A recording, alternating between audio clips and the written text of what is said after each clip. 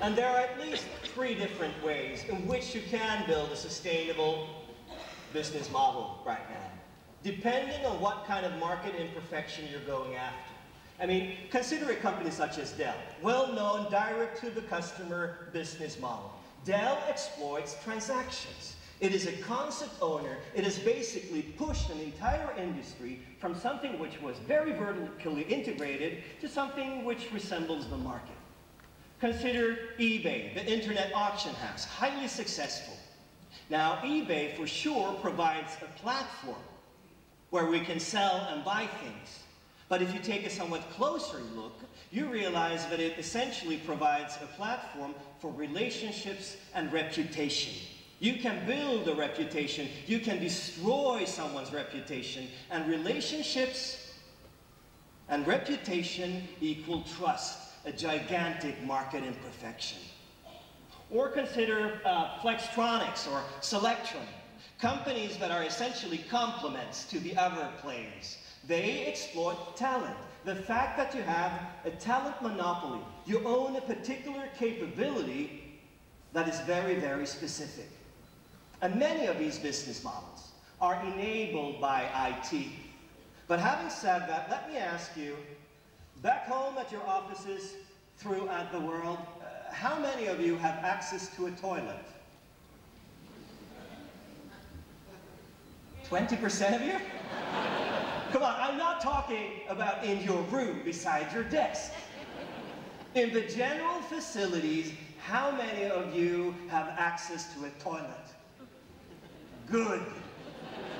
Now, is that something that gives you a sustainable competitive advantage?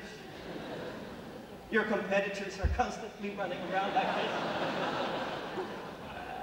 Not really, no. You see, the reason I'm asking is because this is exactly what I think IT in general, and the net in particular, has become.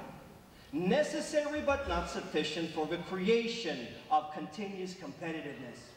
I mean, 100 years ago, it was called electricity, right? A very, very smart way for transporting energy. Today, it's called the internet. A very, very efficient way for transporting information. But listen now, as soon as something becomes available to all players throughout the world, no company in no industry can hope to create as much as one sustainable competitive advantage by only having access to that something. I said, this is why at least I am sometimes a bit puzzled by the fact that I still meet managers who say, well, last year we invested $3 million in an internet solution, and in 4 or 5 years' time, we're going to reap all the benefits.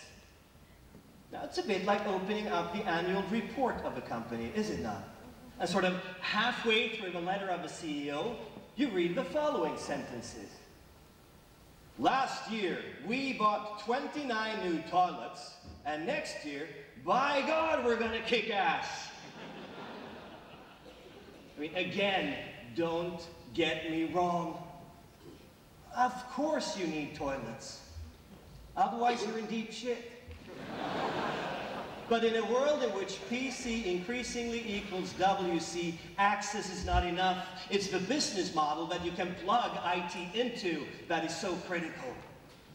And while competing on models is essentially a question of looking for similarities within a group of customers, competing on moods is very much about the opposite. It is a question of thriving on differences. And human beings, especially in an age of endless choice, will be different.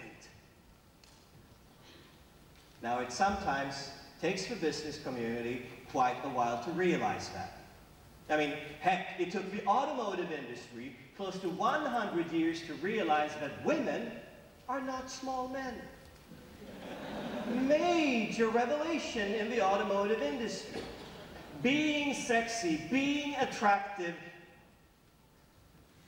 exploiting the imperfections of man is a question of practicing emotional business, not rational business. Stephen Jobs of Apple Computer was interviewed by Fortune magazine a few years back. It was right before the launch of Mac OS X, the new operating system. The reporter asked him, please, Stephen, can't you tell us what's so great about this new operating system of yours? Sure, said Stephen Jobs. You see, in the user interface, we have integrated buttons. Buttons that look so good that people will want to lick them. He didn't say a word about megahertz, gigabytes, Wi-Fi, FireWire, UBS ports, any of that stuff. Buttons that look so good that people will want to lick them. Now, Stephen Jobs is a true CEO, Chief Emotional Officer.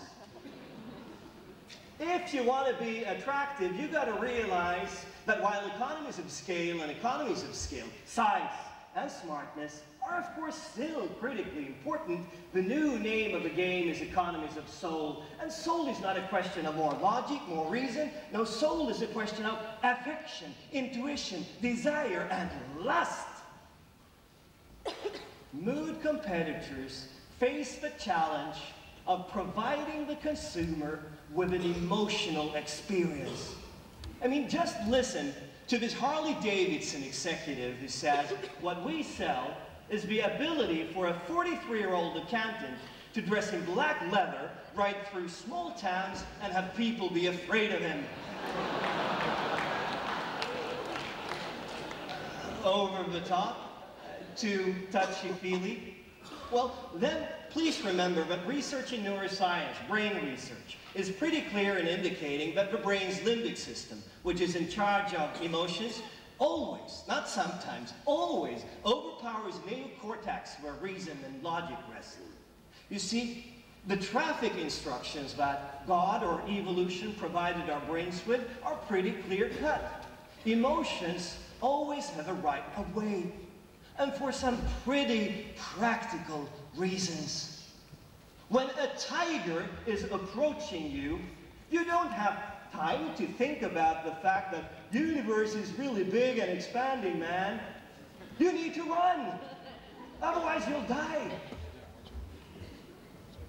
We are emotionally wired. Emotions lead to action, logic to conclusions. Now, this is my wife. Why do you think I married this woman? Why she decided to marry me is, of course, a totally different question. I mean, it could be that I'm this super rational guy, couldn't it? Great prize performance on Elsa. She's like a human version of an Energizer Bunny. She keeps on going and going and going and going and going and going and going. No, this is it. I'm a business professor. I know that knowledge is critically important these days. So I ran a premarital IQ test on her. 152, great, let's get married, honey. Come on, of course I got married because I love my wife. And in fact, think about it, folks. In fact, we put that requirement on more or less every single important relationship in our lives, don't we? We love our hobbies. We love our football teams or ice hockey teams or baseball teams. We love our spouses, at least in the beginning. We love our pets. I mean, by golly, if you can love a schnauzer, you should be able to love your company, shouldn't you? So my question to you is a very, very simple one. Do you love? Not like, not fancy. Do you love your organizations? Yes. Do you love your products and services? Do you love your colleagues? Do you love your customers? And do your customers love you? I mean, here's the acid test. During the last 3 years, how many of you have ever encountered a consumer, a customer, a client who has walked into one of your offices with your brand name tattooed on his or her bicep? Because if Harley-Davidson can do it, so can you. You see, the future will always arrive as a surprise to entrepreneurs, to companies, to individuals who believe that innovation today is restricted to what we can do internally within our company. Today, innovation is a question about being the creator of a value-creating network, including suppliers, including customers. Innovation is also no longer only a question of a product, but of the product and the service and the experience. The entire innovation landscape is reshaped by entrepreneurial and successful companies. Model or mood? Well, in fact, you have to do both. As soon as someone says either or, there's going to be an entrepreneur, a bunch of entrepreneurs somewhere in the world saying, why can't we do both model and mood? Models with minds. Let me end with a short piece of personal advice. Let me end by quoting my dear and personal friend, Muhammad Ali. I am the greatest. I am the king of the world. I am the best person in the world. At exactly one little thing. Being myself. For the last 37 years, more or less on a daily basis, I've been competing in Jonas Ridderstråle lookalike contests, and I promise you, I wipe the floor with all of my competitors. As long as I remain true to myself. And the same goes for all of you guys. It goes for all individuals, all organizations, all regions. The time has come to get real. Here, inside the chest of all human beings in the world, no matter of how standardized we may be on the outside, right in here sits a totally unique little individual, as unique as your own fingerprints. The time has come to release those unique individuals. Use your rights. Live your rights.